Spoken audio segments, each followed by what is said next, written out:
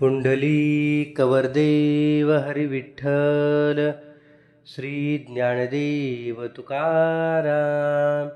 पंढरीनाथ भगवान की जय. माऊली ज्ञानेश्वर महाराज की जय. जगद्गुरु तुकाराम महाराज की जय. सार्थ ज्ञानेश्वरी अध्याय 4 ओवी नंबर 61 ते 70. भगवद्गीतेच्या 4थ्या अध्यायातील या ओव्या संत ज्ञानेश्वर माऊलींनी अत्यंत गूढ आणि प्रेममय रीतीने स्पष्ट केलेल्या आहेत.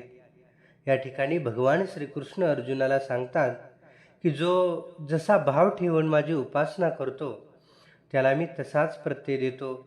परमेश्वर सर्वत्र एकच असून अज्ञानामुळे माणूस त्याच्यामध्ये भेद निर्माण करतो. ज्ञान, वैराग्य, तप आणि आत्मबोध यांच्या सहाय्याने भक्त अखेरीस देवाशी एकरूप होतो. आणि या 10 ओव्यांमध्ये भक्ती, अद्वैत, आत्मज्ञान आणि परमेश्वराची सर्व व्यापकता याचे सुंदर वर्णन या ओव्यांमध्ये केलेले आहे. आपण एक एक ओवी आणि त्या ओवीचा मराठीमध्ये अर्थ पाहू. जे सदा मी यांची आथिले, माझी या सेवा जियाले, का आत्मबोधे तोषले वितरागजे. जे भक्त नेहमी माझ्यामध्येच रमलेले असतात त्यांचे जीवन माझ्या सेवेमध्येच धन्य झाले आहे. किंवा ज्यांना आत्मज्ञानाचा अनुभव मिळून अंतःकरणामध्ये समाधान प्राप्त झाले आहे, असे जे वैराग्यवान पुरुष आहेत ते संसाराच्या मोहापासून दूर गेलेले असतात. मियांचे आथिले म्हणजे ज्यांचे मन, बुद्धी आणि चित्त आणि प्रेम हे पूर्णपणे भगवंतामध्ये स्थिर झाले आहे, अशा भक्तांना बाह्य सुखांची गरज राहत नाही.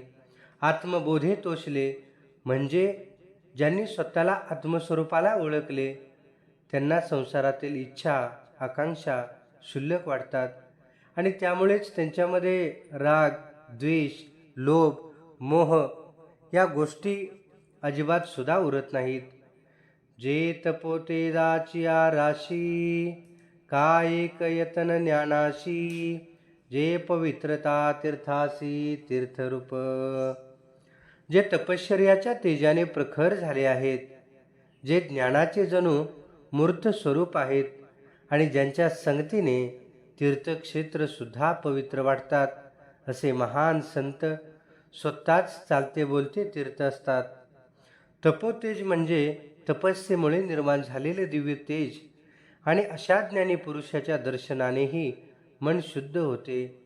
सामान्य लोक तीर्थक्षेत्रे जाऊन पवित्रता शोधत असतात, पण संतांच्या सानिध्यामध्ये गेल्यानंतर स्वतः तीर्थालाही पावित्र्य लाभते, असं या ठिकाणी माऊली सांगतात. ते मदवा सहजे आले, मी तेची ते होऊन ठेले, जे मजतया उरले पदर नाही. आणि अशा भक्तांना सहजपणे माझे स्वरूप प्राप्त होते. ते माझ्या इतके एकरूप होतात की मी आणि ते असा कोणताच भेद उरत नाही. ज्यांच्या आणि माझ्यामध्ये काहीही अंतर राहत नाही. मबदावाम आले म्हणजे भगवंताच्या स्वरूपाशी एकरूप होणे. भक्त आणि भगवंत याचे नाते इतके गहिरे होते की वेगळेपण नाहीसा होतो. पदर नाही म्हणजे भेदाची किंचित सुद्धा रेषा उरत नाही. सांगे पितळेची गंधी काळिक, जे फिटली होय निशेख, ते सुवर्ण काही अनेक जोडू जाई जे. की ज्याप्रमाणे पितळेवरील काळेपण पूर्णपणे निघून गेलं की ते सुवर्णासारखे तेजस्वी दिसतं, चमकतं, त्यामध्ये वेगळं काही जोडण्याची गरज राहत नाही. अगदी त्याचप्रमाणे जीवाचं अज्ञान दूर झालं की त्या जीवाचं स्वरूप शिवामध्ये होतं. परमात्मा स्वरूप तो जीव प्रगट होतो. या ठिकाणी पितळेवरील काळेपण म्हणजे अज्ञान, अहंकार आणि वासनांचा मल. एकदा का तो नष्ट झाला की जीवाचं खरं दिव्य स्वरूप प्रगट होतं. परमात्मा वेगळा मिळवायचा नसतो. अज्ञान जर दूर झालं की तो आधीपासूनच आत आहे हे लक्षात येत राहतं. तैसे यमनियमी कडसले, ते तपोज्ञानी चोखळले, मी तेची ते जाहले एत संशयी कासया. ज्यांनी यमनियमांचे पालन करून स्वतःला शुद्ध केले, तप आणि ज्ञानाने अंतःकरण निर्मळ केले आणि शेवटी ते माझ्याशी एकरूप झाले, यात काहीही संशय नाही.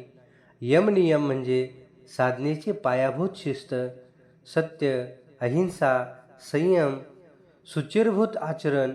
यामुळे मन शुद्ध होतं आणि त्यानंतर तप आणि ज्ञान यांच्या साह्याने जीव परमेश्वर रूपात विलीन होतो.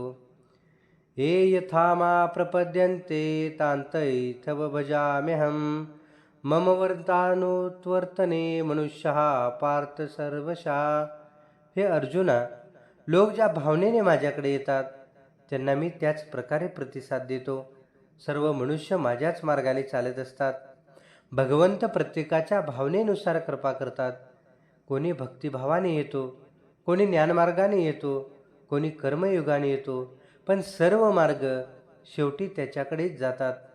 एरवी तरी पाही, जय जैसे माझा ठाई, भजती तयामीही तैसाची भजे. जो ज्या प्रकारे माझी उपासना करतो त्याला मी तसाच अनुभव देतो. जर भक्त प्रेमाने भजत असेल तर देव प्रेमाने प्रत्युत्तर देतो. जो ज्ञानमार्गाने शोधतो त्याला ज्ञानरूप अनुभव मिळतो. भगवंत भक्ताच्या भावनांचा आदर करत असतात. देखे मनुष्य जात सकळ, हे स्वभावता भजनशीळ, जाहले असे केवळ माझा ठाई.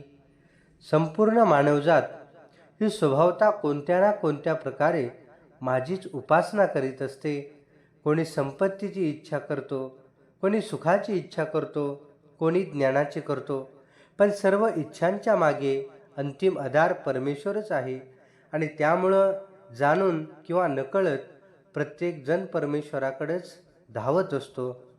परिज्ञाने वीन नाशिले, जे बुद्धिभेदासी आले, तेनेची या कल्पिले अनेक तत्व. परंतु ज्यांच्याकडे खरे ज्ञान नाही, ज्यांची बुद्धी भेदभावात अडकली आहे, त्यांनीच या एकाच परमात्म्यामध्ये अनेकत्वाची कल्पना निर्माण केली आणि अज्ञानामुळे माणूस हा देव वेगळा, तो देव वेगळा असं मानतो. प्रत्यक्षात परमात्मा एकच आहे. मनोनी अभेदी भेदू देखती, यया अनाम्या नामे ठेविती, देवी देवी म्हणती अचर्चाते. जो परमात्मा निराकार आहे, अभेद आहे आणि नावाच्या पलीकडे आहे, त्यालाच लोक वेगवेगळी नावं देतात आणि वेगवेगळ्या देवदेवतांच्या रूपामध्ये पाहत असतात. मूळ सत्य एकच आहे, पण मानवी कल्पना, भाषा आणि संस्कारामुळे त्याला वेगवेगळी रूपं दिली जातात. जे सर्वत्र सदा सम, तेत विभाग अधमोत्तम, मतीवशे संभ्रम विवंचती. जो परमात्मा सर्वत्र समान आहे त्यामध्ये श्रेष्ठ कनिष्ठ असा भेद नसतो, पण मनुष्य आपल्या बुद्धीच्या भ्रमामुळे त्यामध्ये भेद निर्माण करत असतो. देव सर्वांना समान आहे. सूर्य जसा सर्वांवर समान प्रकाश टाकतो त्या पद्धतीनं परमेश्वर सुद्धा सर्वांमध्ये समान रूपानं वास करत असतात.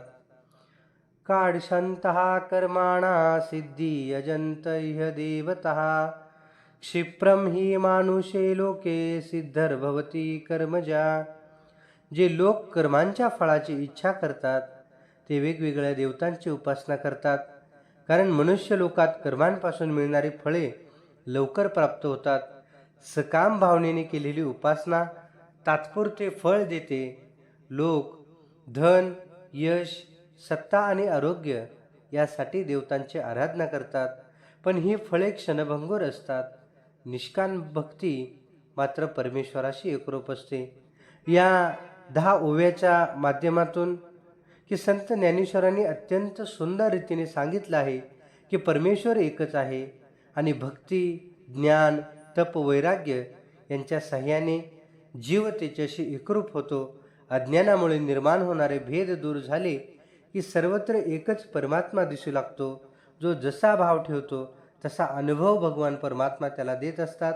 आणि म्हणून शुद्ध भक्ती, आत्मज्ञान आणि समत्व भाव हे खऱ्या अर्थाने अध्यात्माचं सार आहे. रामकृष्ण हरी.